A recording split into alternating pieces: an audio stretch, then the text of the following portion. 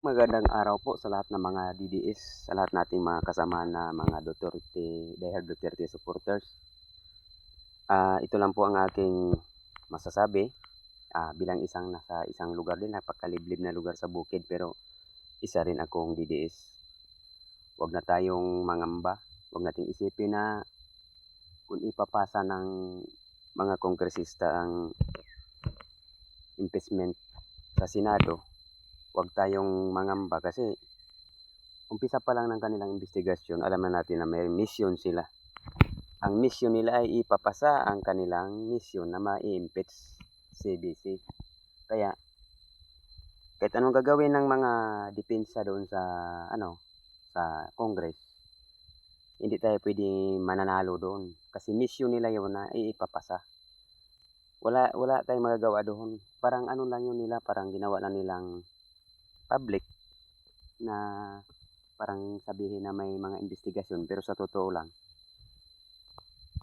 luto na 'yun, tapos na 'yan, nangyari na 'yun na ipapasa talaga nila 'yun. Kasi 'yun yung kanilang yung kanilang mission, eh.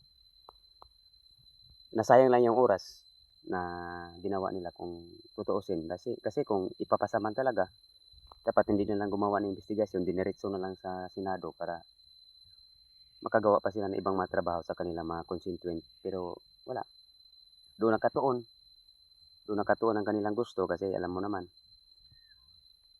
bagsakan 'to ng dalawang malakas na mga political na haligi. Gustong pabagsakin yung Duterte, kaya maraming mga politika ang bumabanat. Ang mga civilian, ang mga farmers, ang mga tao, wala naman tayong karapatan doon na humarap sa Kongreso, pero di nila alam, ang boto nila at saka boto natin pagdating sa eleksyon, tag-iisa lang.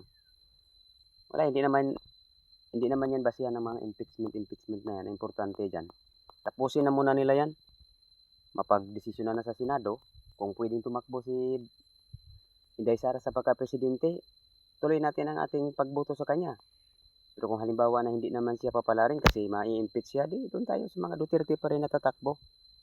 Sa mga diehard Duterte supporters, hindi naman tayo mauubusan ng bala dyan, eh. Hindi naman tayo mauubusan ng mga Duterte dyan, marami pa dyan. Hindi lang Duterte at tatakbo dyan, marami pang iba dyan na pwedeng isabak. Kaya hindi nila basta-basta mapabagsak ang mga Duterte. Pero dahil sa kanilang misyon na kailangan nilang tapusin doon sa Congress, gawa-gawa sila kahit anong klaseng mga ebidensya. Tamak mo yan, gusto na nilang buksan yung kahon ni Inday Sara nga hindi pa yan nangyari sa buong mundo. Hindi ko alam sa ibang mundo pero ibang lugar. Pero sa Pilipinas hindi pa nangyari. Yun pa sana pwede ang mangyari kung nagawa nila yun. Kaya wala na tayong magagawa doon kasi gumagawa talaga silang paraan na makalusot. Palusutin na lang nila para hindi na sila mahirapan. Para magkaroon pa sila ng oras sa kanilang mga lugar, sa kanilang constituency na makapag-serve. Hindi yung lagi na nag-investigasyon doon. Humahanap-hanap ng kahit anong klase mga pangbibintang. Tayo mga diehard supporter sa mga Duterte, antay na lang tayo kung anong oras o ano ang mangyayari. Kasi sa Senado naman naniniwala tayo na patas ang bakbakan doon. Doon natin makikita kung ano talaga ang totoo o hindi. Kaya thank you very much sa lahat ng mga Duterte diehard supporters. Sana patuloy tayong magtiwala sa kanila. Sana patuloy tayong magsama-sama. Salamat.